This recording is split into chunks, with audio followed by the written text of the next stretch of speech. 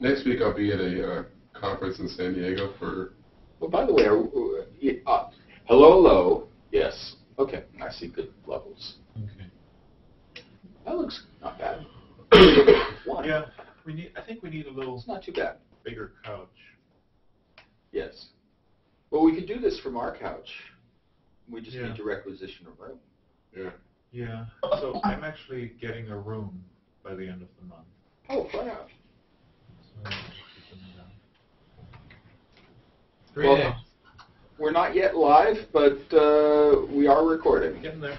And we have Alok and PY and... Hop on in here. I can be yes. in the background. Yeah. I'm going to go upstairs.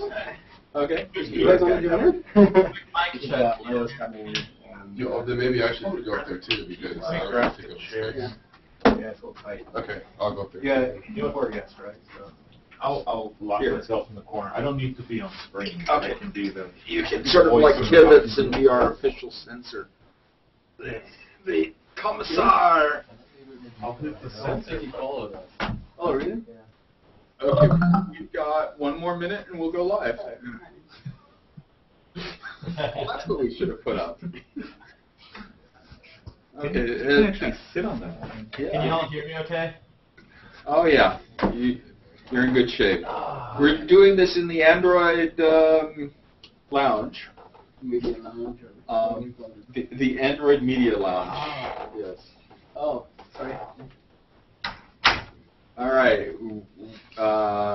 10 seconds. We're turning across the screen. 9, 8, 7. Where's the countdown? There's no counter. Ah, so you're just doing the countdown yourself? I'm just guessing. All right. I figure it's been up a little bit. Okay, that's close enough. And it's actually right. Yeah. We are now live. Welcome. Good afternoon. Hi, guys. Howdy. Let's start with Leon, and then we'll go to. This is Alok, who. Hey guys, my name is Alok Chandel. I'm one of the UI designers working on the team for I think over 3 years now. So, been fun so far. Yeah. He's responsible for what it looks like. Yeah. So, what it looks like, how it functions. So those are the areas where, like, as a designer, I'm supposed to be guiding the team and sort of creating a lot of the visuals that you see. I'm also part of the team who drafted up requirements on the developer website about the UI guidelines for how to develop applications for Google TV. And we're also going to have PY is going to join us, and he is going to talk about, he's going to talk about whatever he talks about. And see, I'm getting beeped by somebody. Leo is looking for us. All right.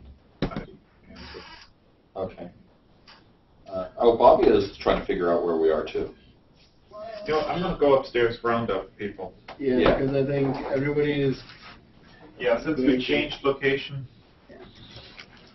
Yeah. I think PY should be here. PY's here. So PY can hang out. And so, okay. So let's start. And PY you know from before, or some of you do. So let's start with questions about UI. Who's got some of those? Okay. General system questions. Okay, we'll start with Nicholas. All right. I'll just go ahead and start with the first question I asked. I was at There are 2. Yes. Okay. Great. That's good. CES last week. Saw a number of new devices from a lot of the partners, Samsung, LG. But I must have missed it. I didn't see any mention of a new reference device. And I'm wondering what the impact of these new devices are on the fish tank boxes. Will we continue to get updates? Will there be a new reference device? What's You know, what's 2012 look like for the developers? Well, we will do one more update for Fish Tank in total. Maybe another, but there'll be for sure one that will happen shortly. The reference device, I think there was an announcement of a Nexus-like device with LG. Well, in fact, I'm pretty sure there was an announcement of that, or I wouldn't say it.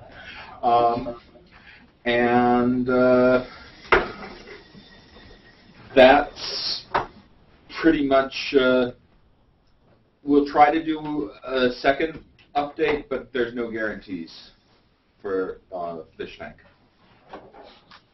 And we've now been joined a few more people. Okay, so next question. I can jump in. Okay. So my first question, is Paul going to be here today or not? Do you know? He decided not to since we had a full room. He was Okay. here for a short period and then didn't realize that. Could you ping Paul and ask him to? I'm sure he's watching the video though. So he might show just up. in case, ask him to come talk about, or unless you can, well, Leo also does lots of stuff about ADK and that sort of stuff, as I recall, right? No? Apparently not.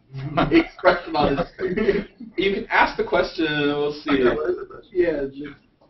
So I mean, the question is just that if Google TV will support the Android Open Accessory Development Kit. So somebody actually within your post commented that they got the ADK to work on the device. So that's actually very good news. So I know Paul answered that he was going to check with the engineers, but it seems like technically it's already there, ready to be played with. Yeah. Okay. I don't see excitement in your answers, but I see a lot of excitement. Yeah. Okay. I'm asking. Well, Yeah, so let's actually get you an answer on that one. Yeah. All right. Let's see. I'm going to invite the public since I'm not seeing anybody yet,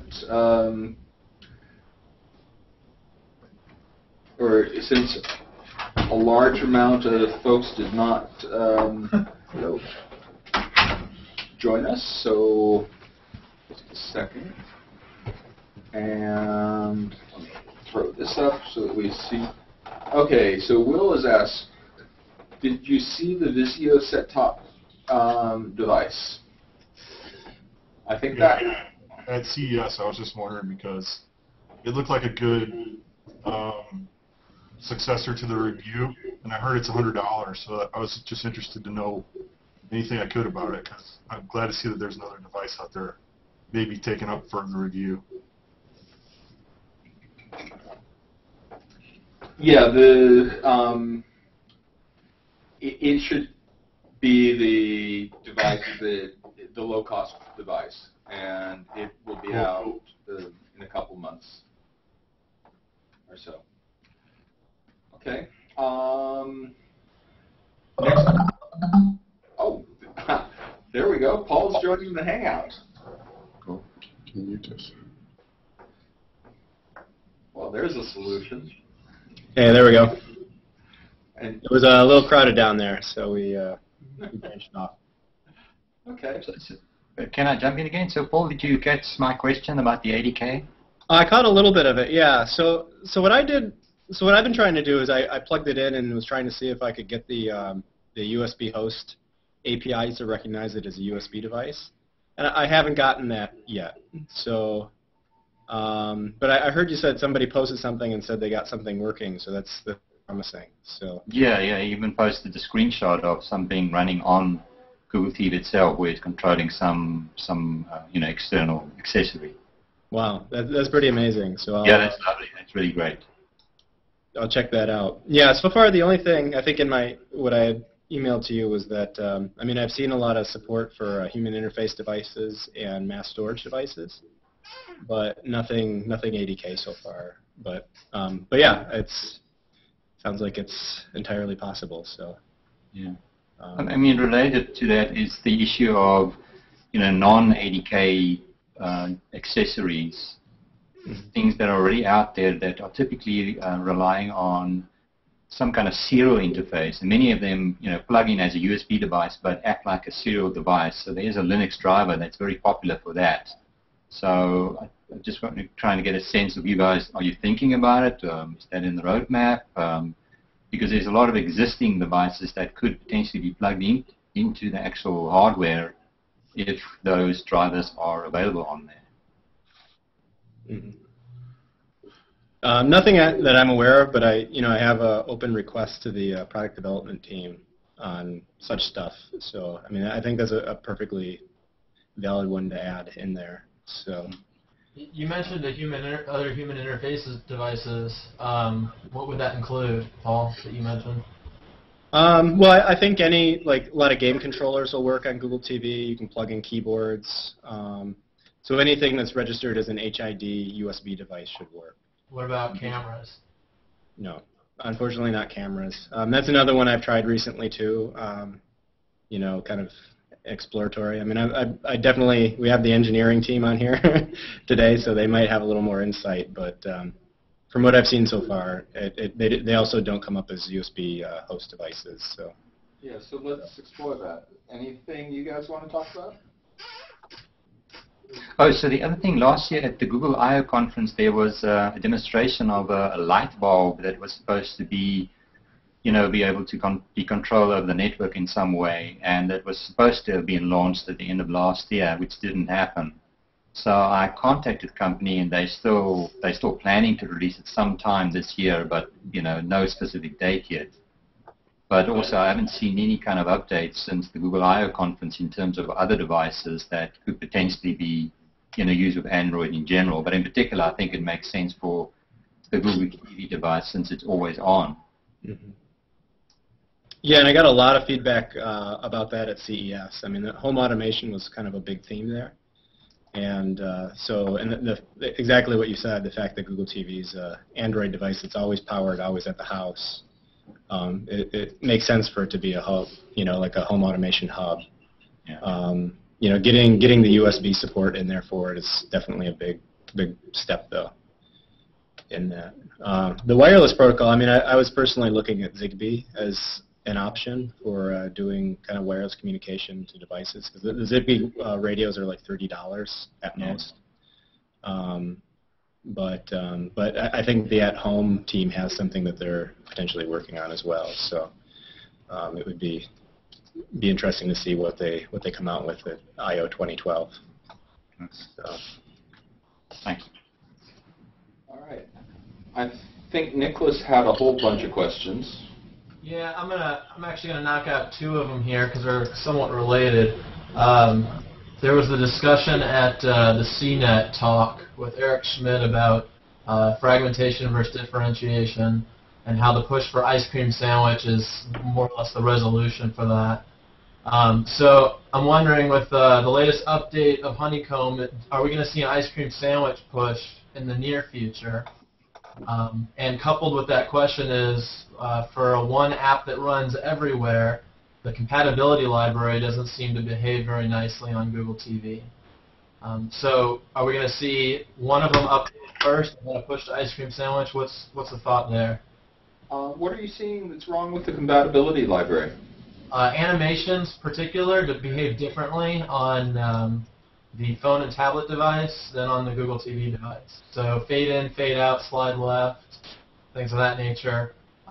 Fade out sort of faded and then just disappeared, whereas on the phone and tablet it behaved nicely. So, and then of course compatibility library doesn't include search view, which is available to us on Google TV and Honeycomb. So when developing for, I saw that pie chart at the end of the year where most of the phone users are still on 2.2.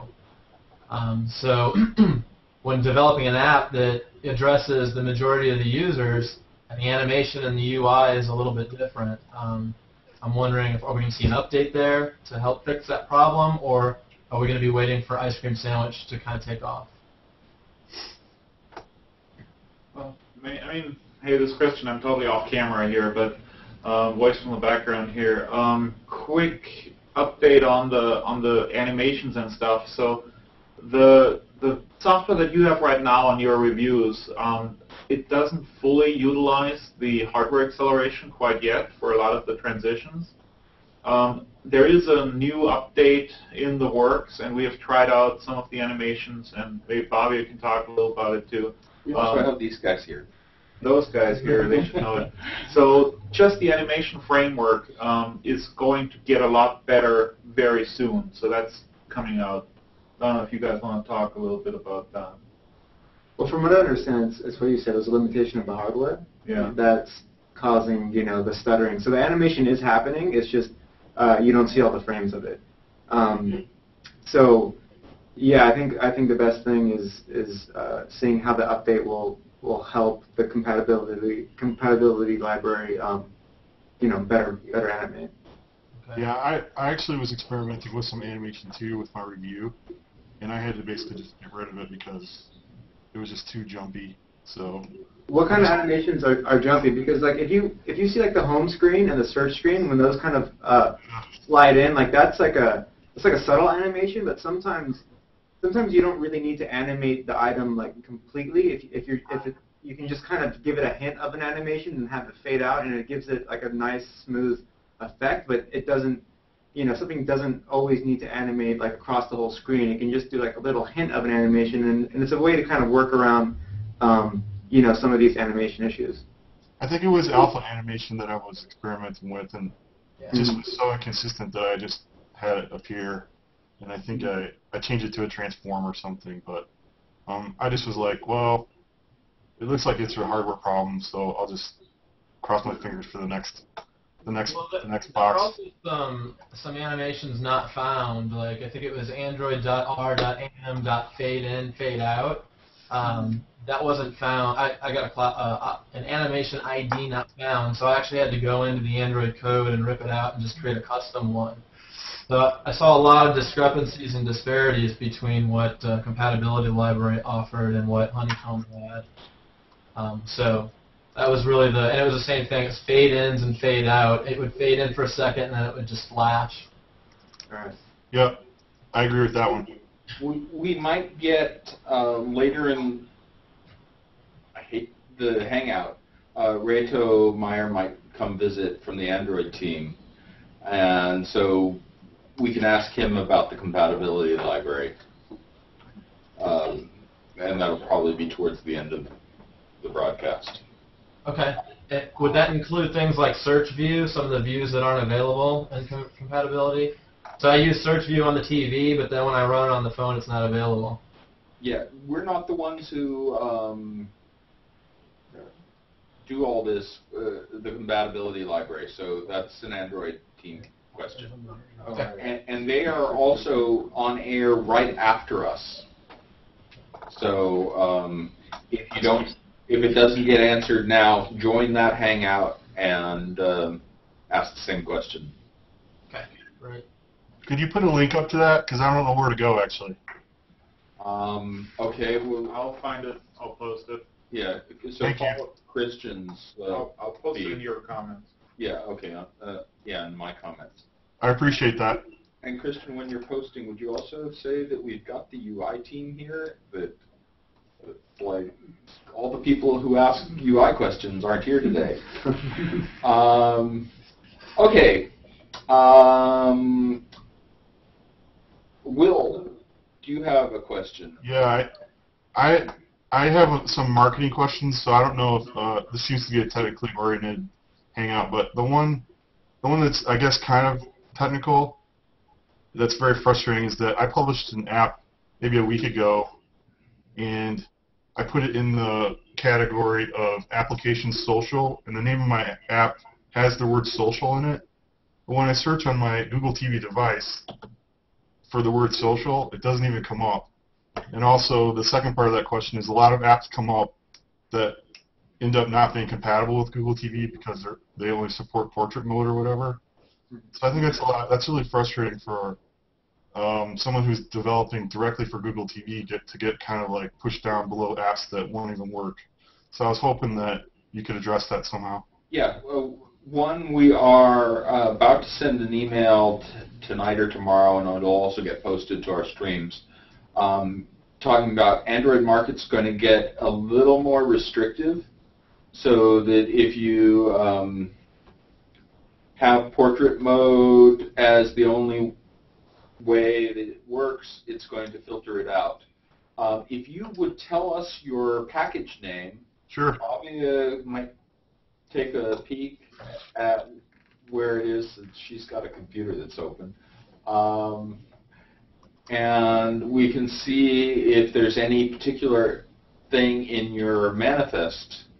Did you say your app you're able to find? But I can search. I can search directly for the app name, like the full name, and I can find it. Okay.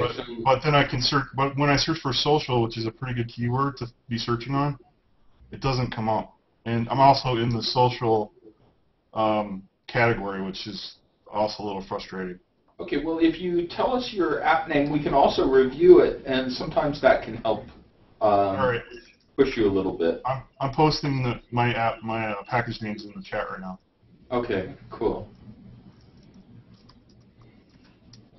I have a free version and a paid version, so there's two. Okay, so com.social _GTV, and it looked like it changed my second one. It's com.social_GTV_free.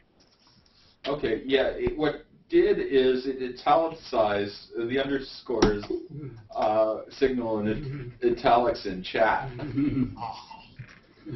That's weird. That's kind of weird. That's an unexpected feature. That's a good answer. I'm glad that there's going to be some updates to that. That's good to hear. My other question was about the emulator. I use Eclipse for developing, and that thing is a hard thing to deal with, the emulator. It's easier for my development for the Google TV because I have a TV here and I have a device, but it's really hard to deal with. I wondered if you could talk a little bit about that, and if there was any kind of update to the emulator to make it better, or there probably will be updates to the emulator to make it better. Nothing we can talk about, and you're talking about like for a tablet or for a phone? Well, I have one other app that is for a phone, and I don't know, this is a little off topic because it's not Google TV, but it's just that emulator is just almost impossible to deal with. But I don't want to get off topic. Okay. If you follow the Android Hangout is right after us. Okay. So I'm sure they'd love to talk about the emulator. I would too. You can tell them that I said that. Okay. All right. You wanted to ask about some marketing questions. Yeah. Yeah, like it would be great to have my app on, if you go to the Google TV website, there's a featured area. Man, that'd be awesome to get my app on that spot. Right. What do I do? How do I get my app on there? What you do is you actually send it to us for a review. So by giving us your package name, we're going to do a review on it. All right. And what happens is that we review it, and actually, Joel is here. He could tell you the whole process. Oh, I would love to hear that. So basically, if you send us your package completely, it goes through a QA process where we pretty much dissect every single bug that your app has, or what we think is a major bug or unfeaturable asset. Once it goes through that, it gets bumped into the developer relations team along with the content team, and we, as a group, review the whole app and determine whether it's featureable or not. And so that's how you get bumped up into feature status. So. Who are you? Who's talking? My name's Joel. Okay. I'm the guy that all apps go through in the beginning. I'm way over here. Switch cameras. Oh, All right. Excuse me. Here, I took him off camera for some. Here, he can raise his hand. There. There you go. Sorry. All right, cool. So Directing's I'll find you, Joel. I'll find you, Joel, and send my app to you. Okay. Should I just send my APK to you? Is that what I should do? You can either send the package name or you can attach it onto an email. You can attach the APK file. My email is joelaguila@google. So. Joel, can you spell it? Well, yeah, Joel, J-O-E-L. Okay. Aguila, A-G-U-I-L-A. Awesome. Thank you very much, Joel. No problem. Okay. Any other questions, Will? Or okay, I'll try Leon, or go back to Leon, and then we'll go to Nicholas. And So this is one that came up last week, but you said I should repeat it this week about the AnyMode protocol. I've been getting requests from users about supporting the 30-second skip ahead feature that most DVRs have. So I couldn't find that currently in the emote codes, unless I missed it. But I'm just wondering, generally if you guys are thinking about doing the kind of 30-second skip ahead, and if not, how do we kind of get these kinds of codes, either added to the protocol, or can we customize it in some way if we needed to from our apps? So basically, I mean, I'm checking right now, but this is skip forward and skip back, right? Yeah. So this media key, and I think they actually. There's a next and previous for playback, but that depends on, at least on my TiVo, it doesn't really touch the 30-second one. It kind of does whatever the increment it decides on, which seems like a time-based thing, but it isn't like a 30-second one. It's something else. Okay, because I mean there are actually two problems there. So the first problem is the keys that are available to you in the IP remote protocol, and that we can check on and see which one's available. Then the second one is when you're in the TV app, we take all those key codes and we transmit them to the boxes, and what they do with these key codes is pretty much up to them. And so you might see a different behavior depending on whether you're using, you're saying what type of TV box are you using? Basically, it's a 30-second skip ahead. It's basically to jump at advertisements. That's essentially what it's used for. But is it supported, like by every single set of boxes? Yeah, typically just about every DVR has got that support in there. Okay, because I mean we've seen problems in the past where mapping key events as they're defined in IP remote and Android to concepts that are specific to some set-top boxes and not others was creating problems. The example that I have is with the page up and down and channel up and down. There is a whole lot of dark magic involved in making sure that we're translating those key codes into the right command for any given box. So, but that's a different problem. So for skip ahead, I mean, I think the what kind of key code do you see in the IP remote protocol? Because I think we have a bunch of media ones, right? We have play, pause, stop. That's right. Yeah, the only ones that's the closest is something called next and previous. Okay. Doing playback, but it's not this particular thing. It's something else, which also behaves differently depending on what player is currently active on the TV. You need like basically media skip forward command, right? Media skip forward, media skip backward. So the thing is, I'm saying, because on the keyboard, right, like the Logitech keyboard, or there are already two buttons. I mean, there's fast forward and rewind, and then that's something else. Exactly. And I'm currently looking at like the key event class, like the regular Android class, and there's rewind and fast forward as you'd expect, and there's next and previous. Yeah, like you're mentioning now. I'm wondering what exactly we're doing with this next and previous. Because if it's not skip forward, what is it? So basically, one thing that you can do is that within the settings, you can actually assign like previous next to be skip forward, skip backwards. Of the TV app? Yeah, within the app, like because what is happening is that your remote is sending like the firmware is sending like the same codes. I see. But on the box side, box can actually send the IR commands which are skipped. But so is that a setting of the TV app In- or the in the Logitech system. review? On the Logitech review, you actually go into the settings and change it. I mean, we can post where the actual settings reside. Like Okay. not because I'll need to just go and Please, verify. yeah. If you could, if there's something like that, I'd love to look into that. Yeah. Or at least tell the user what to do. Yeah. So that's a setting on the box side, and so that applies for Basically, Logitech boxes, right? But I don't know if that works too with Sony, but Sony it should work. will Like check. we'll just check and verify. But Okay. this is one of the issues that we faced initially when we are trying out the universal remote functionality, and the end result of that discussion was that fast forward and rewind are functionalities which every device supports.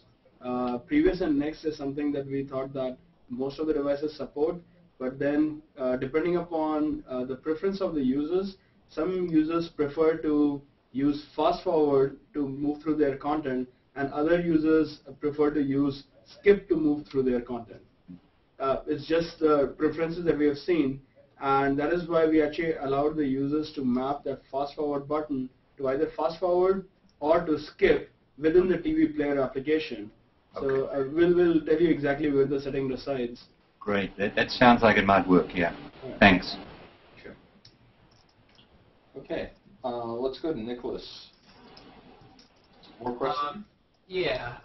So I attended the Engadget interview with Rishi, where he talked about a lot about content discovery from a user's perspective, where Google TV is really trying to foster ease of use from a content discovery perspective. The Google TV and Movies app is awesome, right? So I can search from the Google search bar, and it tells me what shows are on, how much time's remaining. Did a little poking around to find out where the source is coming from. I'm wondering, are you all looking at enabling developers easier access for content discovery? Is there a back-end search mechanism that will enable me to find that information, what show's currently on, besides going to something like Schedules Direct or another third-party guide? Paul, do you want to answer that?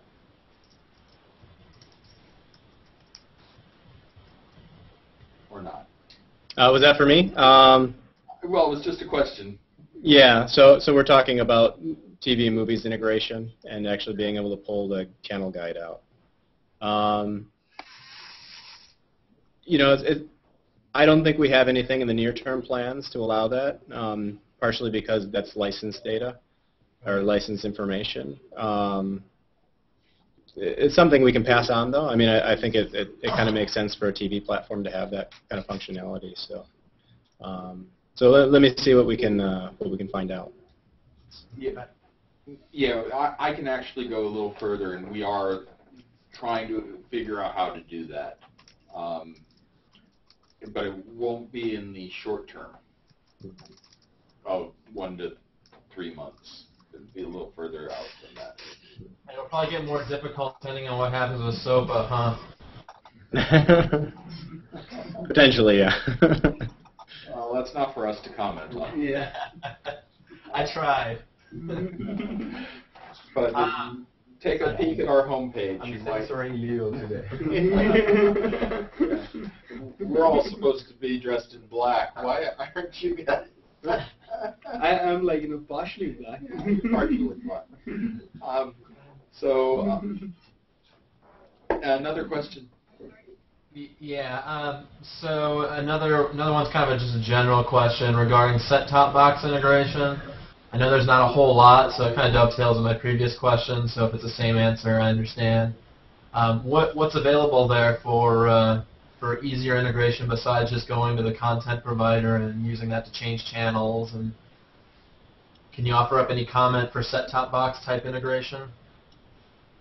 Well, the content provider, the channel listing content provider is what we offer. Okay. I think we're trying to add some more data, but I haven't actually seen it yet. I mean, I think this would be a good area for somebody to peek at, is because the communication between like the Animote protocol from handheld device to TV, I think it's kind of a similar protocol between Google TV devices and set-top boxes. So it's all over IP. It's just a matter of figuring out what specifications are. Okay. So it's it's something we can follow up on. We have a lot of follow-up this week, but I hope somebody's taking notes. I would say that folks like Buddy TV have licensed both the TMS data from Tribune Media Service and also the protocol for Dish, or TV, and a couple others. So it's available. We've heard that Comcast is available just as a TCP/IP stream. Again, you might have to license something from them. Right. So but that at the moment that's left as an exercise to you. Right. I've actually heard, and I've never verified this, that actually DirecTV has a REST interface to their devices. But like I said, it's nothing that's been verified. So. Okay. All right. Let's see. Well, do you have any more questions? I'd love to get your guys' opinion on releasing apps free versus paid, and what's your opinions, philosophies on that? Is it better to release a free app and get a lot of downloads, or get paid?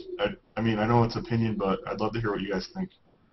I think that, I mean, you as a developer want to get paid. It's figuring out a monetization strategy. Right. Right now you're probably not going to be successful on advertising, just on the number of units, but you'll get more units by that. But that doesn't mean there aren't other strategies for monetization. And specific advertisers. One thing one can do is join affiliate programs and deliver your own ads for things where you get a higher return if they actually buy something. Interesting. But that requires an immense more work to set that up and do it. But that might make, free is going to get your app larger visibility. Right. And the next part is figuring out how to monetize. And so that's something we're exploring. I can tell you is one of my tasks this quarter is to analyze monetization methods. And so I'll talk more about it in March and April. That's great. I'll be listening to it then. My experience is I basically have two apps. So the first one was a phone app that I put ads on, and that hasn't really returned much of a return that I hoped. And so this Google TV app, I'm charging for it, and that's been a little bit disappointing too. So I was just curious what you guys had to say about that. So I mean, just from a more Android perspective, we've seen developers having very good success with in-app payments. So it's typically free gets you, of course, the largest distribution. And then once the users know that they derive value in your app and they trust your app, then they are a lot more willing to pony up some payment as opposed to making them pay up front for an app that they don't know anything about. Yeah, that's a good point, because then it's kind of like they're just reliant on a high amount of reviews, and you have to convince them. You have a higher bar to jump over if you're going to charge. Yeah. I really do like the idea of an in-app purchase once you've proven yourself, and then they're going to be more willing to I mean, throw it on the buck. Yeah, it depends on what kind of apps you have. I mean, I think games are, of course, a primary target for this, because you can do things like, basically people trade time versus convenience and money. So you can either play the 50 levels to get a specific power-up, or you can shortcut the whole process by just spending $2 or something. Or if you have a utility app, I mean, you could do stuff like, I don't know, maybe it's a limited functionality, but it's still useful to people to at least get to know you. And then after, a week or a month or whatever is appropriate, a trial period, they would have to pay for, upgrades or any of that thing. Or key features. Yeah. If your app does one thing for free and will do something that you expect only 10% to want, but they've at least had a chance to try the app, see that it works. Another thing you may want to do as you're designing your app is after the user has used your app for an hour or so, or several times or something, ask them to rate your app. Yeah. So that, at that point you get increase in, presumably if they're using your app a bunch, they must like it. Yeah, I noticed that the Redux app does that a lot, which is like my favorite Google app. It always asks you, "Are you liking this? Please rate us." And I think that's really important. That's a great idea. Yeah. Cool. Okay. I'll go back to Leon for a bit. If you've got any questions. Yeah, so in the update that's coming, will the Google browser, the Chrome browser, be updated? Because at the moment it's still stuck on 11, which is really quite old. There's a lot of stuff that don't really work on there. I think there will be fixes. I can't comment whether I think it's still 11 though. Oh. Does anyone know for sure? Don't know. Yeah, it's certainly going to have fixes, but I mean, I don't think we have the Chrome market in our near-term goals, so. Yeah, I'm just thinking of the general engine because there have been all kinds of newer things added just to Chrome as a browser in the meantime since 11. I know I've pointed to various sites that test that, obviously it won't work. But those interesting technologies to even use on a TV interface. Yeah, we're finding out. So why don't you go on to the next question if you have one? Okay, yeah. So the other one is about the update also in terms of, I think previously they were mentioned that there were new buttons or game control buttons that were going to be supported by any mode. I'm just wondering if in this upcoming update, if that's included or if that's still, further ahead in the future. I would be very surprised if any mode got modified for this update. Okay. No, I think we do personally. So the key codes in question are the honeycomb key codes, which were accidentally left out actually. So as far as I know, they are going to be in this release. So it's the honeycomb game controller codes. So if you go to the, which reminds me, we're also going to have to update the open source code as well. Okay. But I'm forgetting off the top of my head, but I think it's like left paddle, right paddle, A, B, X, Y, and a handful of similar buttons. Okay, that's good to know. Also, in terms of any mode, is there any update on supporting internationalization? That I'm not sure of. I think we have a bug open on Unicode. Yeah. And I'm not too sure where that went for this release. So. Okay, thanks. Double check. And we did find out that it is 11 for Chrome for the update. Okay, thanks. Okay, let's go back to Nicholas. I'm surprised nobody's added themselves this time. I have more or less a general UI question since the UI guys are in the room. With some of the newer remotes that are coming out, and of course AnyMote protocol and the Able Remote developer here, what are the thoughts and recommendations on, once again, left nav bar versus an action bar type look and feel? Now that, I saw the release of the touch screen remote, I think it was either Vizio or LG had. So we're starting to see a wide variety of different types of remotes, more so than just the keyboard, which made sense with the D-pad. So we had to optimize for D-pad. What are your thoughts on now more touch screen-based remotes and its impact on left nav bar versus action bar from a development standpoint? You're the remote expert. Yeah, it's Aren't you glad I called? yeah, it's a very good question. I'm trying to understand, like you're in this one question, like there are a couple of things that you're asking. One is that what is the impact when you interact with the interface using something which allows you very rapid movements, like in an arbitrary fashion, rather than sort of a D-pad which is sort of very step function, like 1, 2, 3, like you go very serially, versus this which allows you random access.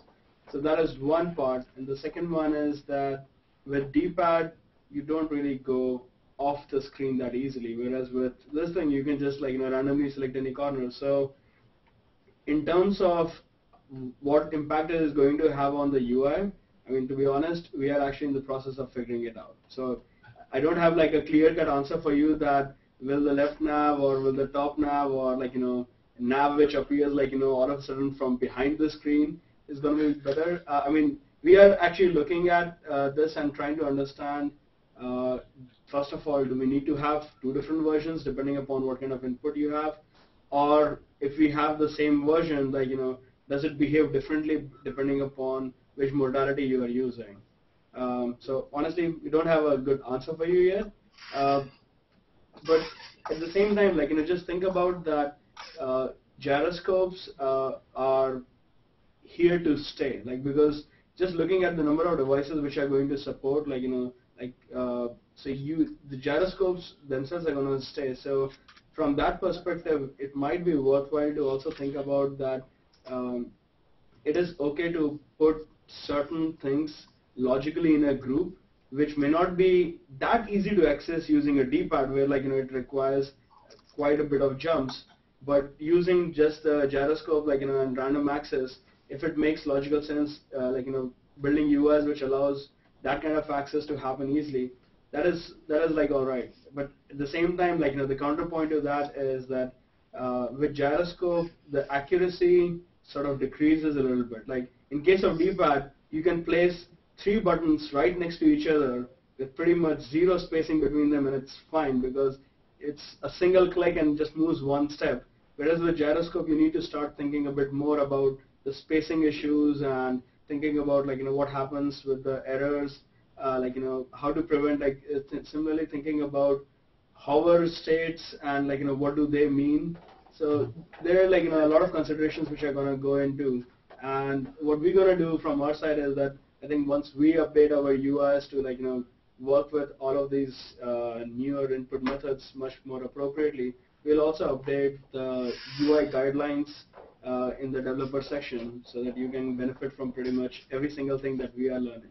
Yeah, and that was really the kind of the genesis of my question was I submitted my app for review back, I guess it was the fish tank program, and one of the initial feedback had to do with the left nav, and which, perfectly logical, but what I hate to see are a whole lot of apps that are using that same look and feel. Left nav, navigate this way. Left nav, you need, going to the marketing side, somehow an app has to discriminate itself or differentiate itself from the masses.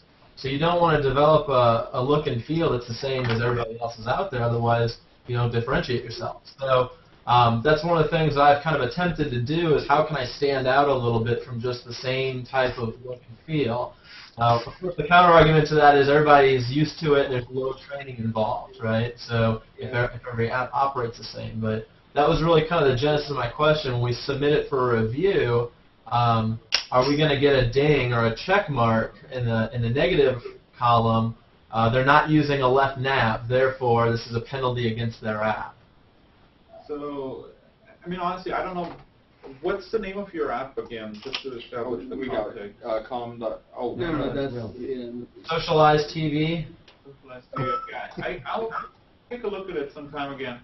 But in general, I mean, my point is the guidelines that we have and the UI guidelines, they're sort of, I mean, they're guidelines. And the way I see it is if you follow them, you have a pretty good chance of creating a decent looking app. But I think you're right. If all apps look exactly the same, then, I mean, that's like, you know, on an iPhone. It's like everything looks the same. Exactly. So if you know exactly what you're doing, then you're free to break rules consciously. And I think some of the developers do pretty good, but the risk is always if you break rules and, I don't know, users have to relearn your app, and it depends if it's worth it for a user. Yeah. I mean, something I would add is, I mean, it's perfectly fine to break the rules, but make it for a good reason. And personally, I don't think, you know, just being different is good enough. Yeah. There's a lot of value in the user, you know, feeling at home with your app the first time they open it, because I think it will benefit your app more than you think. I mean, those are the things that actually we've observed throughout the years, where we're trying to do, you know, apps very different from one another, and then you'll observe that we have apps like photos and TV and movies and music. I mean, they're all have the same look, and so far we've only received, I think, praise for that, because it makes it much easier for the user to, you know, get acquainted with those apps and use them right away, and get the real value of the app, which is, you know, in those cases, videos and music, and not just, you know, a nice UI. That's a great point, actually, and kind of coupled with that, so the initial Google TV look and feel had action bar on the top.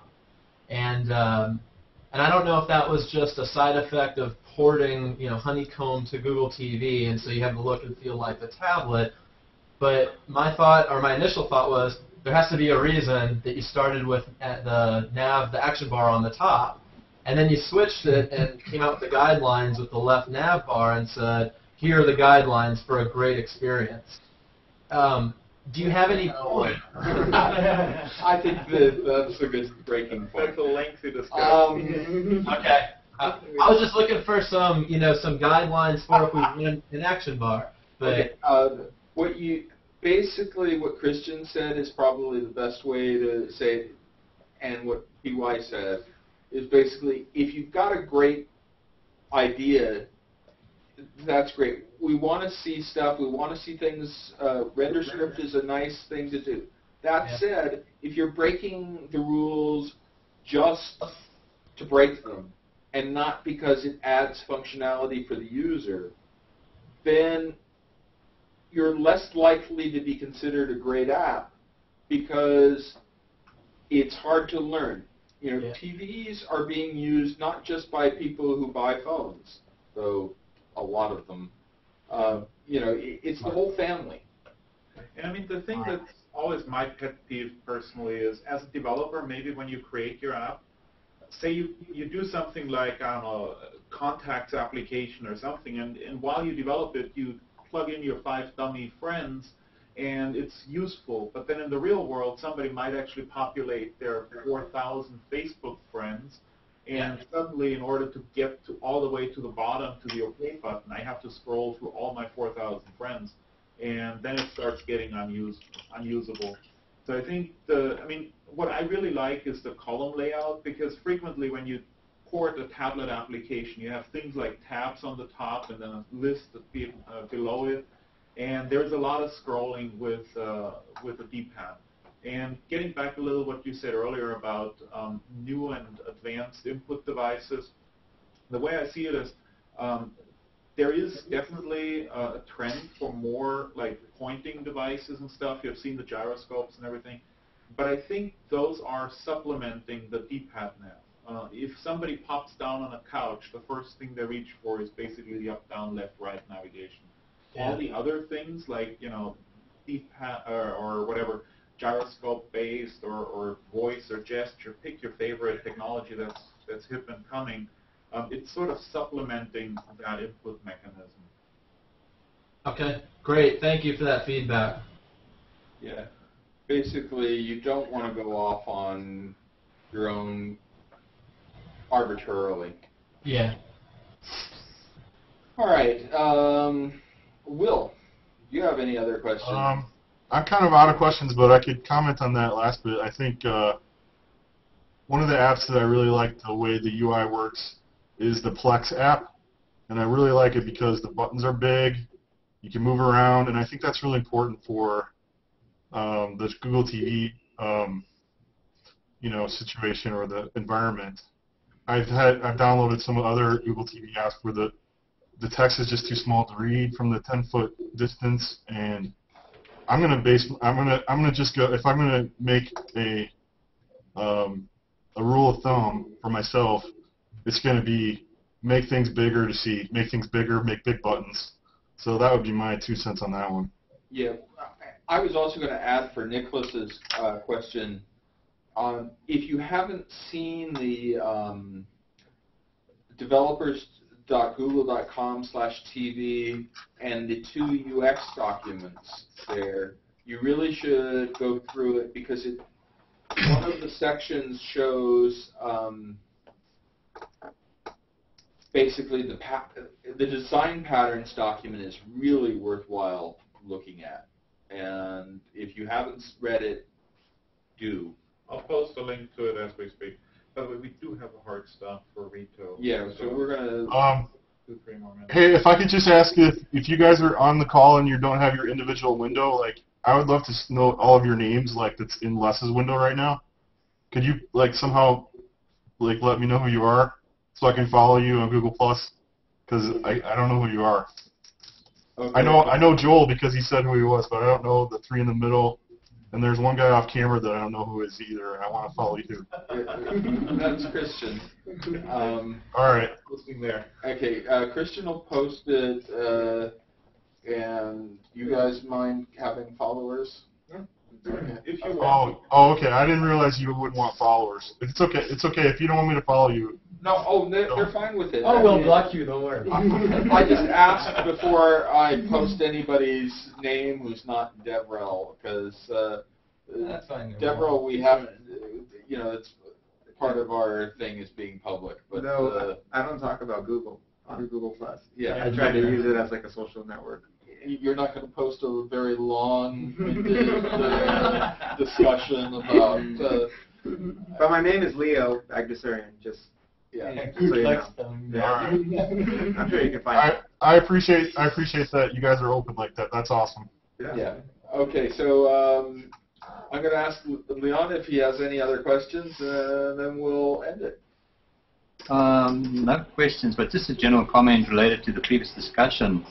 Lots of folks are using My Remote for controlling apps on Google TV, and a lot of them are using some games that have been released for Google TV. Unfortunately, I've looked at a bunch of those.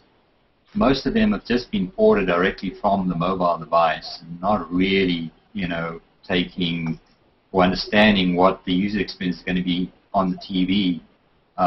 So one of the common problems is that maybe on one screen, maybe the first screen, because they're using standard buttons, the D-pad stuff will work.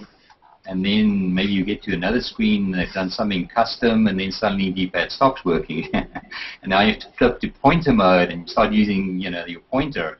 And so I would say probably most of the games I've seen so far are really awkward playing in front of the TV with, whether it's my app or whether it's the physical controller. It really isn't a good gaming experience yet. So it's kind of unfortunate nobody's really picked up on using this multi-device thing yet for using your mobile device as the actual controller for the game, to have 2 parts of the app running essentially. I think if somebody jumps in on that, that could make for an awesome game for the TV experience. I think, do you have like a game controller mode in Enable Remote? I think that would be really cool. I'm working on one. The awkward part is because the games that are out there at the moment are so badly designed from a user interface, I'm somewhat being forced to design almost a bad gaming. We got to continue the conversation later just because... I'm going to end the public